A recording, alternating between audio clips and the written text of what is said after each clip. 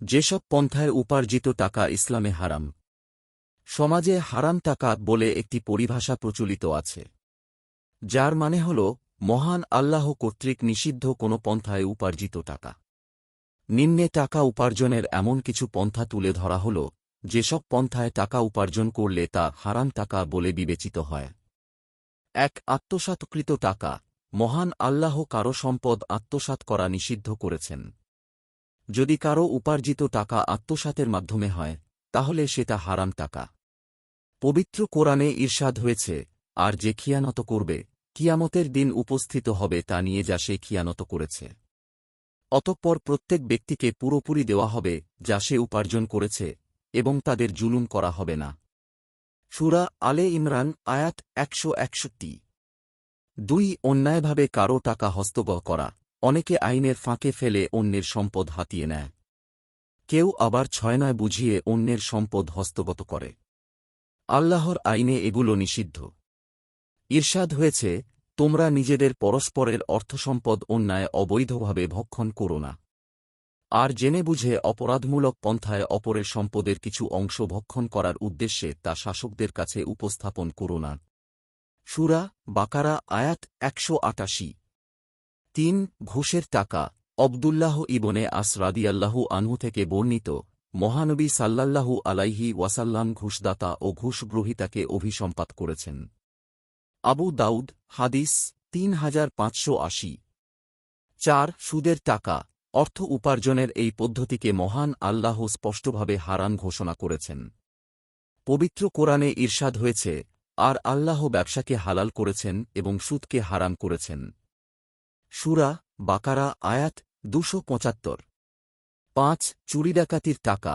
চুরি ডাকাতি অন্যায়ভাবে অর্থ উপার্জনের অন্যতম পদ্ধতি, যা মহান আল্লাহ হারাম করেছেন। পবিত্র কোরআনে ইরশাদ হয়েছে, চোর পুরুষ ও চোর নারী উভয়ের হাত কেটে দাও। আল মাইদা আয়াত ৩৮। ৬. এতিমের টাকা ভক্ষণ। পবিত্র কোরআনে মহান আল্লাহ এতিমের সম্পদ ভোগ করার ব্যাপারে বিশেষভাবে সৎ করেছেন। পবিত্র কোরআনে ইরশাদ হয়েছে, যারা অন্যায়ভাবে এতিমের অর্থসম্পদ ভক্ষণ করে তারা মূলত নিজেদের পেটে আগুন ভর্তি করে। অচিরেই তারা জাহান্নামে নিক্ষিপ্ত হবে। সূরা নিসা আয়াত ১০। ৭. ওজনে কারচুপি করে বাড়তি আদায় করা টাকা। ওজনে কারচুপির কারণে মহান আল্লাহ পূর্ববর্তী একটি জাতিকে ধ্বংস করে দিয়েছেন। এতে বাহ্যিক লাভবান হলেও ধ্বংস নিশ্চিত। পবিত্র কোরআনে মহান আল্লাহ ওজনে কারচুপিকারীদের অভিসম্পাত করে বলেন, ধ্বংস সেই ঠকবাজদের জন্য যারা অন্য লোকদের কাছ থেকে গ্রহণ করার সময় পূর্ণমাত্রায় গ্রহণ করে, কিন্তু তাদের ওজন বা পরিমাপ করে দেওয়ার সময় কম দিয়ে থাকে। সূরা মুতাফফিফিন আয়াত ১-৩। ৮. সমাজবিধ্বংসী উপকরণ বা সেবা দিয়ে উপার্জন করা টাকা। যেসব ব্যবসা বা সেবা সমাজকে হারামে লিপ্ত করে, মানুষকে অশ্লীলতা ও হারামে লিপ্ত করে, সেসব ধরনের ব্যবসা সেবার উপার্জন হারাম। পবিত্র কোরআনে ইরশাদ হয়েছে, যারা চায় ঈমানদার লোকদের মধ্যে অশ্লীলতার প্রসার ঘটুক, তাদের জন্য পৃথিবীর জীবনে এবং পরকালে যন্ত্রণাদায়ক শাস্তি আছে।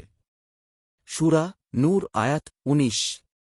অন্য আয়াতে ইরশাদ হয়েছে, মানুষের মধ্যে কেউ কেউ অজ্ঞতাবশত আল্লাহর পথ থেকে বিচ্যুত করার জন্য অসার বাক্য ক্রয় করে এবং আল্লাহর প্রদর্শিত পথ নিয়ে ঠাট্টা বিদ্রূপ করে, তাদেরই জন্য আছে অবমাননাকর শাস্তি। সূরা লোকমান আয়াত ৬। মাদক, জুয়া ইত্যাদির ব্যাপারে ইরশাদ হয়েছে, হে বিশ্বাসীরা, মদ, জুয়া আর মূর্তি ও ভাগ্য নির্ধারক তীর ঘৃণিত শয়তানি কাজ, তোমরা তা বর্জন করো, যাতে তোমরা সাফল্যমণ্ডিত হতে পারো। সূরা মায়েদা আয়াত ৯০। আপনার একটি শেয়ার হয়তো কারো জীবন বদলে দিতে পারে। সাদকায়ে জারিয়া সওয়াব পেতে ভিডিওটি শেয়ার করুন। সোর্স ইসলামী জীবন, কালের কণ্ঠ।